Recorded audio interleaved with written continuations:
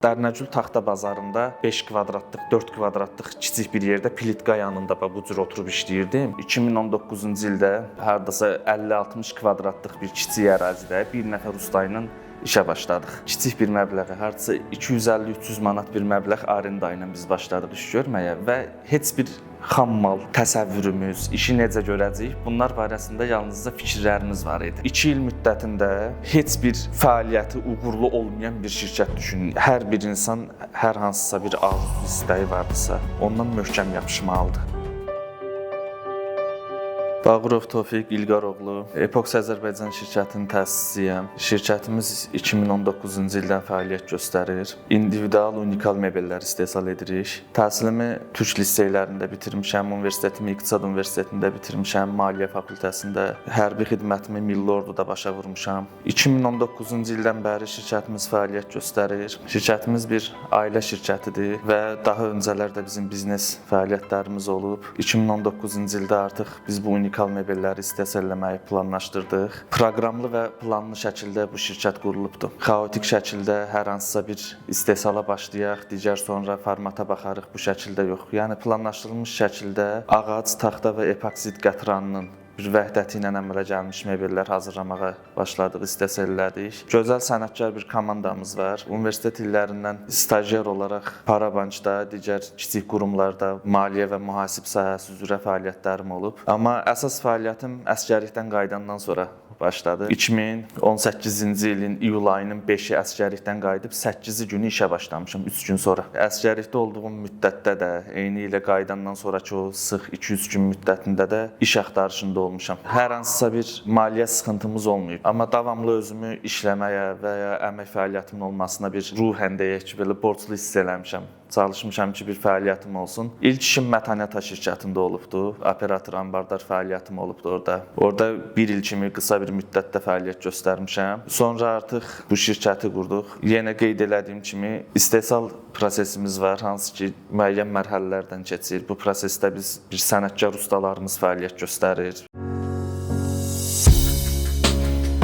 Bir müəllif olaraq, avtor olaraq mənim rəhbərliyimlə müxtəlif məhsullar hazırlayırıq. Yenə qeyd elədiyim kimi unikal veşlərdir, unikal məhsullardır. Məndə daima bir sahibkarlıq ruhu olub, bir girişimci ruh olub. Yenə mən mebel sahəsi üzrə hər hansısa bir mütəxəssis olmamışam. Hər hansısa bir iş görmək üçün yeltənmişəm ki, bir iş qurum. 2019-cu ildə hardasa 50-60 kvadratlıq bir kiçik ərazidə bir nəfər usta ilə işə başladıq və özüm də ona yardımcı olduğum təqdirdə kiçik işlər başladıq görməyə. Bu mebellər unikal mebel olduğu üçün, individual bir məhsul olduğu üçün hər mebel ustasının anlayışı olmayan bir formatdır. Ona görə özümün də iştirakımdan bu fəaliyyəti proqramlaşdırdıq. 20 yaşımdan başlamışam bu işləri görməyə. Yubiley vaxtımdan kiçik bir məbləğ toparlandı mənim üçün bir dostlar, yoldaşlar, qohumlar tərəfindən və ancaq bu işə bir məbləğ yatırmağa ayrı bir şey düşünmürdüm. Allahın təqdiri ilə biz bu işə başladıq. Çox kiçik ərazidə qısıtlı imkanlarla başladıq. Kiçik bir məbləğə, hardasa 250-300 manat bir məbləğ arenda ilə biz başladıq iş görməyə və heç bir xammal, təsəvvürümüz, işi necə görəcəyik, bunlar barəsində yalnızca fikirlərimiz var idi.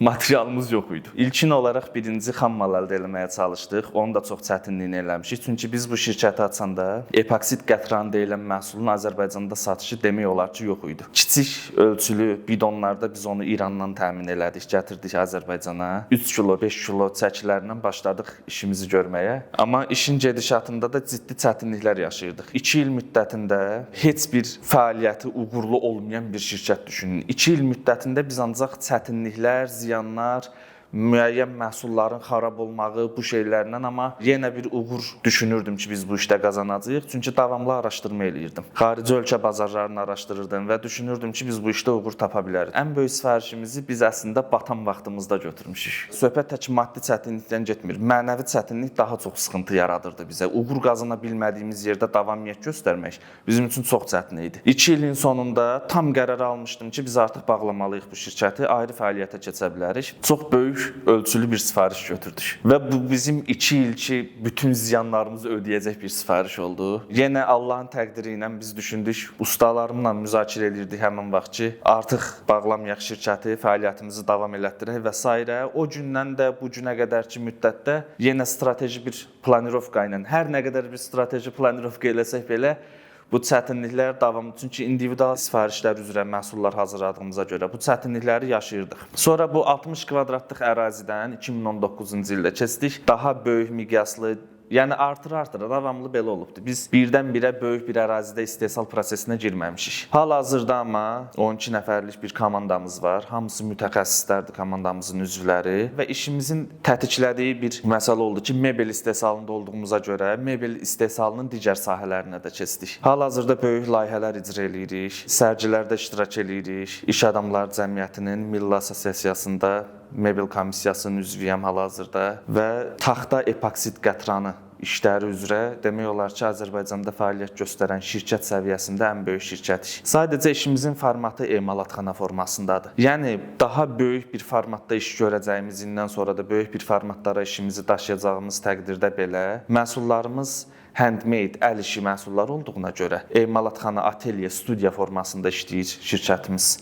Yəni böyük bir zavod istehsalı, konveyer istehsalı formasında istehsalımız getmir. Tələbəçilik illərindən qeyd elədiyim kimi heç bir maddi sıxıntımız bizim olmayıb. Ailəm də dəstək olduğuna görə mənə dostlar, yoldaşlar həmişə deyirdilər ki, nəyə ehtiyacdır, sən bu işlərə baş qoşubsan və yaxud da ki, bu müddətlər ərzində sən uğur qazana bilmədin, niyə davam edirsən? Nəinki biznes sahəsində. Mən düşünürəm ki, hər bir insan hər hansısa bir arzusu, istəyi vardısa, ondan möhkəm yapışmalıdır. Düşündüyü hədəf arxasınca getməlidir. Mənim böyük arzum olub istehsal sahəsi qurum. Yəni al-sat prinsipləri ilə işləmək, bu prinsiplərdə işləyən bir biznes fəaliyyəti qurmaq istəməmişəm. Çünki təbii ki, hamımız kommersantıq, hamımızın biznes fəaliyyətimizin sonunda bir qazanc əldə etmək üçündür. Amma 2 dənə böyük nüans var ki, və biri-biri ilə bağlıdır. Bu nüanslara inanıram ki, hər bir sahibkar puldan da daha çox buna inanmalıdır. Bunun biri sosial məsuliyyət götürməkdir. Biri də onun yan məsələsi olan məşğulluq yaratmaqdır. Birdən görürsüz, bu fabrikin ərazisində müştərilər gəlir, ustalar, bir qarğaşa. Məni ən xoşbəxt eləyən şey bir ssenari kimi kənardan onu izləməkdir. İşi yüksək səviyyədə nəticələndirəndən sonra pulun mütləq ki, bir yerdən gələcəyinə inanıram. Tələbəçilik illərimdə Parabankda staj təcrübəm olmuşdu.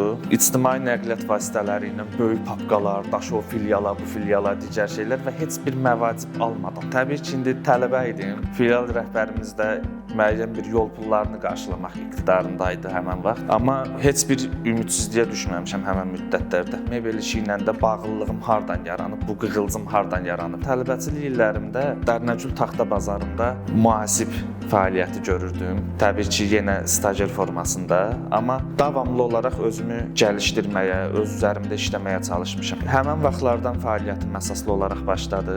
Bugünkü gün tələbəçilik illərimin üzərindən artıq bir 15 il vaxt keçib, amma orada tanıdığım adamlar da bəlli bir yaş alıbdılar. Bəzən mənim dostlarım, yoldaşlar, ailə üzvlərim deyirdi ki, sənin 20 yaşın var, nə vaxt baxırıq dostun, tanışın hamısı 45-50 yaş üzəri adamlardır. İşlədiyim işə uyğun belə idi. İndi hal-hazırda gördüyüm iş üzrə xammal təminatında, digər məsələlərdə o adamlardan da mən dəstək alıram, kömək alıram, bir yerdə alış-veriş edirik. Bir vaxt yəni mühasibə olduğum adamlarla bugünkü gün əsaslı şəkildə alış-veriş edirik şirkət səviyyəsində. Bəzən oturanda dostlarla, yoldaşlarla, ailə üzvləri ilə müzakirələr olur ki, bu gedişatda bəs filan yerdə işlədin, nə qazandın, filan yerdə işlədin, zamanın getdi sənin, belə deyil. Mən bir şeyə inanıram ki, baş verən həyatımızdakı bu məsələlərin hamısı Allahın təqdiri ilə yazılmış alın yazımızdır və işlədiyim heç bir yerdən peşman deyiləm. Mətanət şirkətində qeyd elədiyim kimi, bazarda biz işləyəndə balaca mən 5 kvadratlıq, 4 kvadratlıq kiçik bir yerdə plitka yanında bu cür oturub işləyirdim, amma onun belə mənə qatdığı bir şey var. Yəni işlədiyim heç bir fəaliyyət sahəsində heç vaxt düşünməmişəm ki, mənim burada zamanım keçdi. Buna inanıram ki, Allah Taala'nın bizə qismət elədiyi ruzi təkcə pul deyil. Qazandığımız dostluqlar, qazandığımız iş təcrübəsi və s. Bugünkü gün mənim bu işdə təkəbbürlük olmasın, amma bunu mən demirəm, bunu müştərilərimiz, yenə ustalarımız, dostlarımız, yoldaşlarımız səsləndirir. Mütəxəssis olmağımın əsas nüanslarından biri tələbəçilik illərimdə taxta bazarında işlədiyim mühasibatlıq işləri ilə bağlıdır.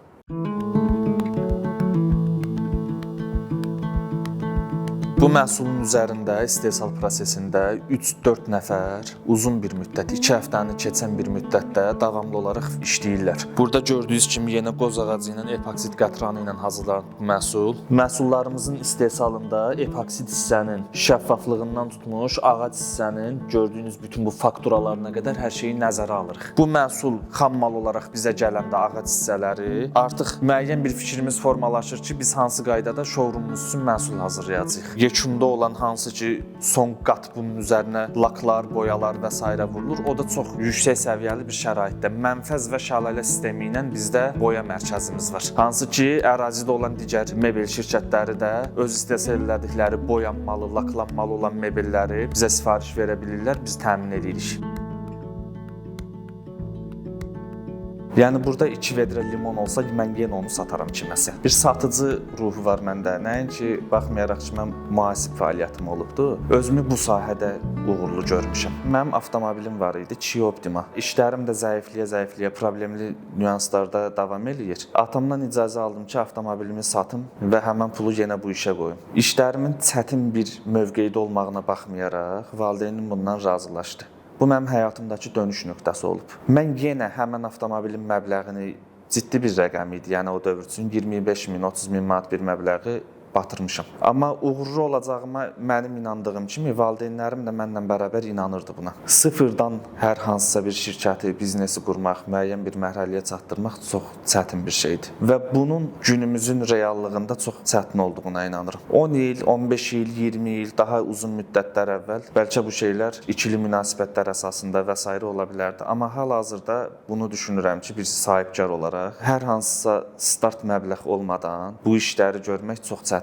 Çünki bizim özümüz belə bu fəaliyyətə başlayanda müəyyən rəqəmlər, yatırımlar eləyib və həmən qoyduğumuz yatırım məbləğlərini davamlı olaraq itirmişik. Amma qeyd elədiyim kimi ideyamızın uğurlu olacağına inanırdıq. Gördüyünüz Z-Nart brendi də bizim hazırladığımız individual nart məhsullarıdır, stol üstü oyunlardır. Sizə yaxından göstərmək istəyərdim.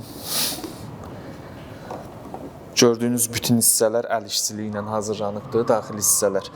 Mən bu məhsulun sizə daş və zərlərini də göstərəcəm, baxasınız. Onlar da xüsusi xam mallardan hazırlanır. Bunlar da bizim ustalarımız hazırlayır. Taxta materialdan və mərmər materialdan zərləridir. Elə fəaliyyət sahələri var ki, orada yenə qeyd elədiyim kimi sıfırdan başlayıb hər hansısa bir fəaliyyət sahəsini qurmaq, uğur qazanmaq ola bilər. Bizim sahəmizdə xam mal materialları, digər ustalar və köməkçi məsələlər burada hamısı ciddi rəqəmlər tələb elədiyinə görə düşünmürəm ki, hər hansısa bir bizim sahəmiz üzrə sıfırdan fəaliyyəti başlayıb heç bir şeysiz bu fəaliyyəti davam elətdirmək olar. Biz bu işə başlayanda 1000 manat pulla başlamışıq və bu ustaya mı verəsən, arendiyamı verəsən, xam malımı təşkil eləyəsən, bunların hamısı həmən vaxtı düşünürdüm kiçik sahələrə. Amma yenə baş qoyduq bu işə və şükür Allaha bugünkü günə ki, biz uğur qazanmışıq bu sahədə. Sahibkarın yaxşı sahibkar olub, yaxşı idarəçi olmağından ötürü psixoloji durumu ciddi şəkildə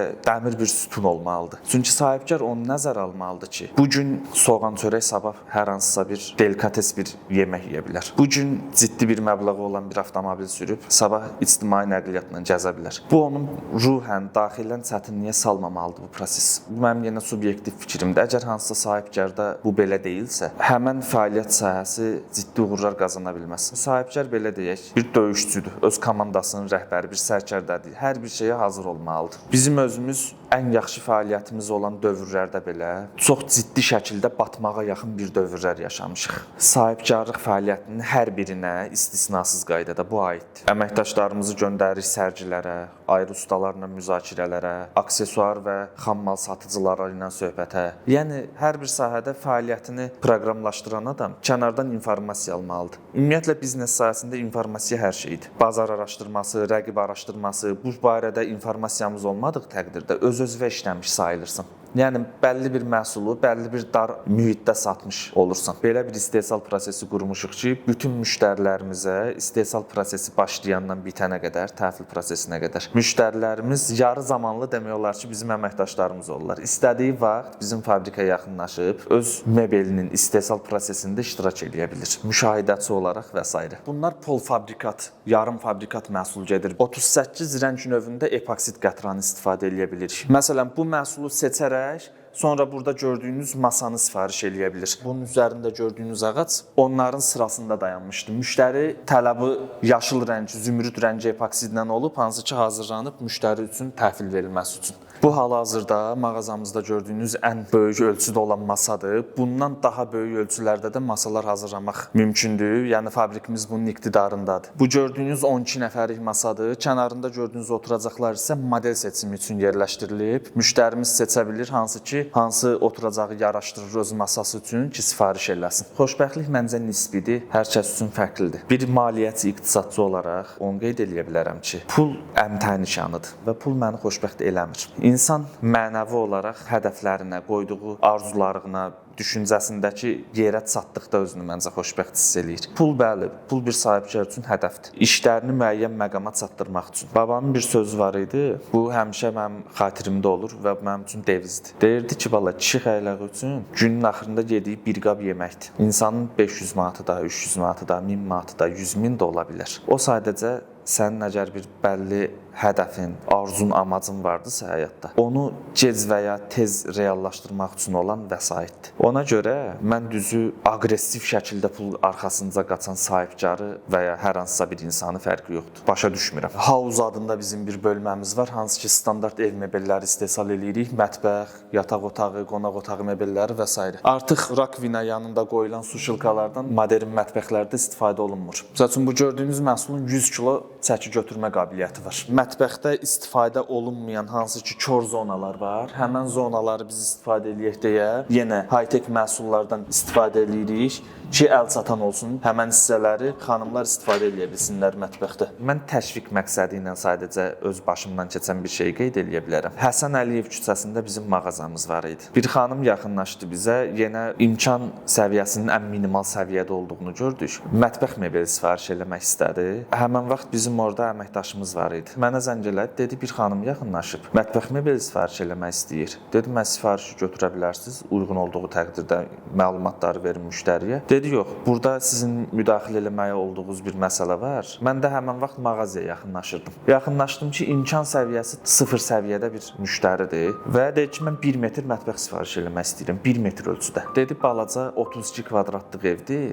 Mənim qızım ailə qurur. Qızıma cehiz vermək mənim üçün çətindir. Amma bizdə danışılıbdır ki, mətbəx mebelini mən həll eləməliyəm. Və mətbəx orada 1 metrdir, koridordadır. 32 kvadratlıq evdə 1 metr mətbəxdir. 400-500 manat kimi bəlkə bir məbləğ eləyərdi. Müştəri bizə manat hesablanmış, hələ xatirimdədir, o 76 manat bizə beh ödəmək istədi. Hamısı manatlıq. Həmin məbləği almadıq. Mətbəxlə də təmin elədik. Əməkdaşlarıma da bildirdim, hansı ki, yüksək səviyyədə mətbəxi quraşdırsınlar, təhvil versinlər və s. Allah Taala bunu bizə qismət eləyibdisə, hər hansısa da bir formada bizim yardımımızla, bizim əlimizlə belə deyim, daha düzgün vurğulasam, bu köməklər olmalıdır. Bizim qazancımız ancaq vəsait, pul və s. bunlar deyil. Bu şeylərdə hər hansısa bir sahibkar özünə qazanc bilməlidir, mənəvi qazanc bilməlidir. Bir yerə qiymət təklifi göndərdik, bir tələb oldu, yuxarı segmentdə bir şirkət səviyyəsində alış idi. Bizi dəvət elədilər ki, bizə nümunə gətirin. İlkin görüşə mən özüm getdim. Görüşdə çox geniş miqyasda işlərimiz barəsində, portfolyomuz barəsində mən informasiyalar verdim. Mənə həmən rəhbər bir dənə sual verdi. Dedi, bu məbləğdə olan bir işi 23 yaşında bir uşağa niyə verim? Mənim sualımı cavablandır, mən səndən işləyəcəm. Təbii ki, biz də bazara girmək üçün həmən dövrlərdə minimal rəqəmlər təklif eləmişdik. Həmən sahibkar mənə bildir ki, sən mənə nümunə təqdim eləmədiyin təqdirdə biz sizlə işləyə bilmərik. Bizim də nümunə hazırlamağa imkanımız belə yoxdur həmən dövr üçün. Təsəvvür eləyin, 70-80 adda siyahıda məhsul var. Bir həftəni bəlkə keçməyən bir müddətdə bütün nümunələrini hazırladıq. Bu nümunələri böyük yük maşınına, qazellə apardıq fəaliyyət görəcəyimiz hansı ki şirkətin həyətinə. Bu bizim yəni elədiyimiz dəliliklərdən biri idi ki, düşündüm ki, yəni bu harda qırılacaq. Mən bu işi götürməyəcəmsə əgər, bu mənim üçün çox ciddi bir çətinlikdir. Oranın rəhbərinə məlumat verdilər ki, Tofiq bəy gəlib, nümunələri gətirib, dedi ki, gətirin yuxarıya. Mühafizəçi informasiya verdi ki, bu yuxarıya gələsi veş deyil, qazellə, yük maşını ilə bura məhsul gətiribdilər. Və birinci müzakirəmizdə qarşı tərəfdən bizə çox aqressiya var idi ki, biz belə ödəyəcəyik. ödəyəcəyik pulu, biz filan vaxtlarda ödəyəcəyik və s. Qarşı tərəf öz müddəalarını mənə şifahi formada bildirirdi. Dedim, nə nümunə gətiriblər ki, bu Qazellə aşağıda bankın həyətindədir burada. Böyük bir əsas filial idi. Düşdü aşağıya, həmin rəhbər şəxs özü baxdı və o qədər anında bir şok təsiri ilə yüksək səviyyədə qəbul eləmiş bizim ora nümunələri o forma çatdırmağımızı. Və birinci müzakirəmizdə səsləndirdiyi müddəalar ki var idi, bunların heç biri olmadı. Demək olar ki, nağd şəkildə öncədən ön ödəməklə biz bu işi başladıq, işlədik. Bəzi yerlərdə kritik qərarlar var ki, onları məncə bugünkü gün uğur qazanmış hər bir sahibkar o kritik qərarları müəyyən açar nöqtələrdə vermiş olan adamlardır. Burada gördüyünüz ağac detallar bir-bir hamısı kəsilib, oyulub, düzələrək bu qəlbin içərisinə yerləşdirilib. İkinci mərhələdə epoksid ustasına təhvil verilib. Burada epoksid tökümü müştəri sifarişidir bu. Burada qeyd olunubdur ki, dəniz mənzərəli, ada mənzərəli bir jurnal masası hazırlansın. Eyni ilə həmin müştərinin də koridorda istifadə etməyi üçün şahmat fakturalı jurnal masalarımız burada hazırlanır. Bunlar koridorda istifadə olunacaq berjerlərin yanında. Yaşıl və qara olaraq. Bunların 50% işləri görülüb. Digər prosesdə artıq bunların işləri görülməlidir, yonulmalar olmalıdır və s. Üzərinə də daşlar yerləşdirilərək stol üstü oyun halına gəlir. Amma bu oyun artıq jurnal masasının üzərində olur. Buradan götürülə bilmir. Bu gördüyünüz standart mebel materialıdır. Kəsilir, doğranır, boyanır və müştəriyə təhvil verilir. Bunların üzərində bizim ustalarımızın xüsusi qayğısı ilə hazırlanır. Yəni usta ona xüsusi formatda yanaşmadığı təqdirdə bu şəkildə professional nəticə almaq mümkün deyil. Hansı ki yuxarıda gördüyünüz jurnal masaları kimi, mağazada sizə göstərdiyimiz jurnal masaları kimi. Hekayə qutusunu mən davamlı olaraq izləyirdim. Bizim dostlarımız, yoldaşlarımız da iştirak ediblər sizin bu intervyularda. Fəaliyyətimizi yüksək dəyərləndirirəm. Təvazökar olacağam. Bizim fəaliyyət sahəmiz kiçikdir. Böyük sahibkarlar da var ki, hansı ki siz onlarla intervyu aparmısınız. Bu işləri qabartmağınız, Azərbaycanda bu şeyləri təşviq üçün bir nömrəli, yüksək səviyyədə gözəldir. Yeni startapı olan və bunu reallaşdırmağı beynində davamlı olaraq düşünüb bir çıxmaza girən gənclər üçün gözəl bir layihədir. Bundan da daha üst yüzeylərdə, üst səviyyədə uğurlu olmağını arzulayıram sizin üçün.